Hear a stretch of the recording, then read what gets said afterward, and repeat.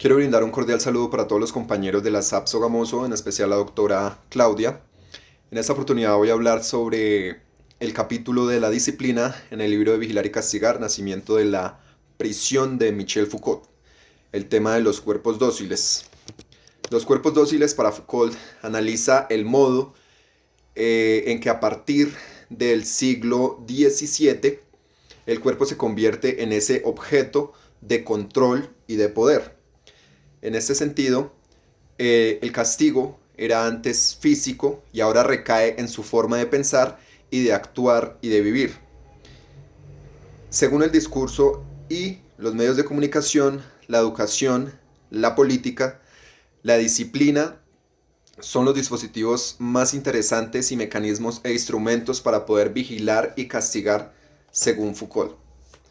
Es así que el poder se ejerce sobre el cuerpo activo mediante técnicas que permiten un control, como ya les hice énfasis, un control minucioso de los movimientos y de los gestos en el tiempo y en el espacio.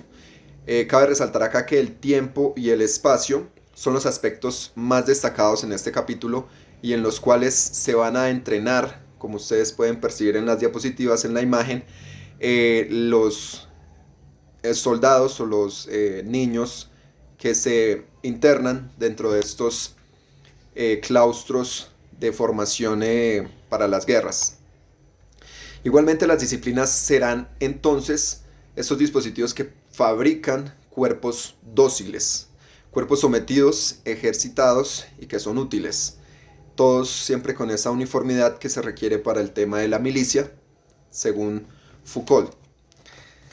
Respecto a la disciplina de los cuerpos dóciles, es dócil el cuerpo que se somete, que se es utilizado y transformado, perfeccionado, mediante un entrenamiento físico, mediante la disciplina de los usos de los recursos como es el espacio y el tiempo, y del poder se ejerce sobre el cuerpo activo mediante las técnicas que permiten un control minucioso y detallado de los movimientos y los gestos en el tiempo y en el espacio.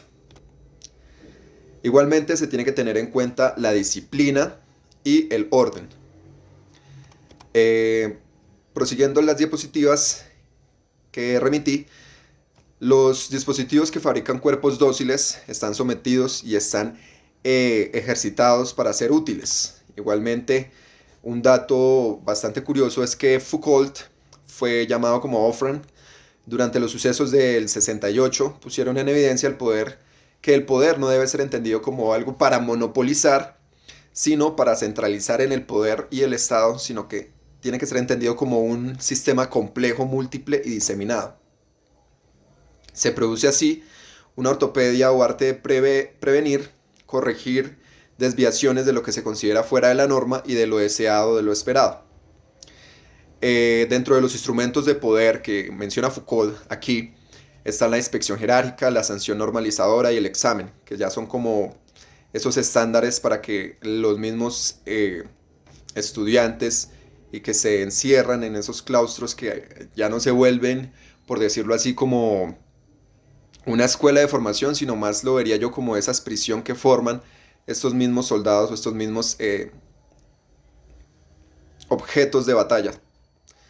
La inspección jerárquica también es para el prefecto, por ejemplo, en las escuelas se encargaban de vigilar a favor de la normalidad y de castigar las conductas que eran inapropiadas. En ocasiones eran extralimitados los castigos para la época. Igualmente, pues se brindaban sanciones que normalizan las ceremonias rituales, el castigo correctivo, para reencauzar la conducta y asegurar la rectitud y aceptación de las normas. A su vez, se empezó a brindar el tema del examen, la primera conexión con el Estado, la vigilancia que permite castigar, el mismo panóptico que también se enfatiza en este libro, acompaña toda la enseñanza, la comparación perpetua entre unos y otros, y se halla que en el centro de los procedimientos que se constituyen al individuo y objeto, efecto de poder y efecto, el mismo objeto del saber. Como ya les mencioné, pues se habla del panóptico. El término se origina en el modelo de la cárcel ideado por Bentham, en el término específico de panóptico. Entonces, en palabras de Foucault, basta entonces situar a un vigilante en la torre central y encerrar en cada celda a un loco, enfermo, un condenado, un obrero o un escolar. Realmente yo lo veo como, a mi percepción, como un modelo de esquema de prisión donde se forman y se empiezan a idealizar los primeros formas de esclavitud, de castigo, pues porque todas estas personas que iban a la guerra en últimas eran sacrificadas. Mediante la observación se penetra la mirada minuciosa, como ya se mencionó, al comportamiento de los hombres. Para la época, los fines de la educación, como la política del Estado, se propendía porque el Estado lograra una forma de lograr una gobernabilidad. Se ve orientado en el tipo de educación distribuida para las distintas clases sociales. Tiene como un fin fundamental mantener una ideología dominante. El Estado tiene como función representar el interés de la clase dominante.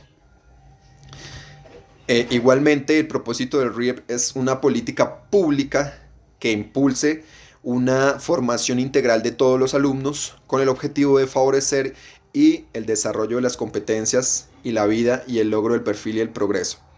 Foucault le impone la norma antes que el castigo. El Estado pretende normalizar mediante el poder de la razón. Es más barato educar que castigar. Bueno, acá se empieza a formar como esa bastante forma rígida de esa misma disciplina forzada, se podría decir así, para que las personas empezaran a formar en todo este tema de los ejércitos y las milicias. Igualmente quiero hacer énfasis ya como conclusión que para la época los soldados eran una figura religiosa, una figura honorable. Existían unas escalas de docilidad para mantenerse, por ejemplo, con ciertos estatus, ciertos estándares, como mantenerse erguido, con escalas de docilidad. Y dentro de estas mismas escalas de docilidad encontramos los capítulos que mis compañeros expusieron, la escala de control, que sirve para trabajar el cuerpo por partes, el objeto de control, que brinda ese control minucioso y específico detallado de las operaciones del cuerpo, de la relajación de docilidad y utilidad, formación del soldado. E igualmente las disciplinas, como ya lo mencioné, quería hacer énfasis que en todo este capítulo lo más importante es el tema de la docilidad respecto a que la disciplina se ejecute y se lleve a cabo en el tiempo y en el espacio. Y por eso en estos mismos acápites del arte de las distribuciones, como primero la clausura, en este mismo aspecto de los cuerpos dóciles, hace referencia a esos sitios cerrados donde se entrenaban las personas para ser en un futuro pertenecientes a la milicia.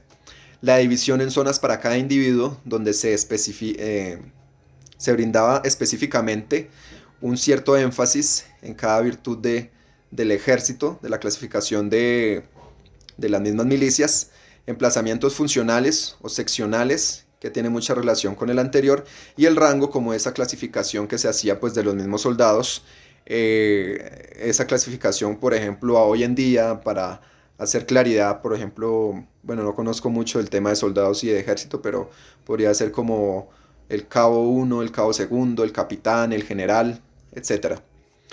Y finalmente el control de la actividad, como ya les hice énfasis en el empleo del tiempo.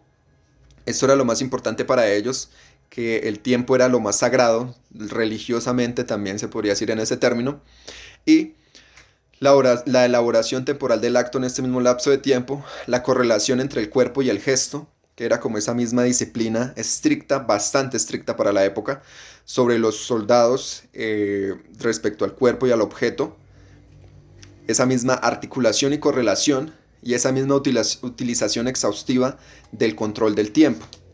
Entonces, estos son los aspectos más relevantes del artículo que analizamos en cuanto a la disciplina en la formación de los cuerpos dóciles, de los medios del buen encauzamiento y del panóptico. Muchas gracias.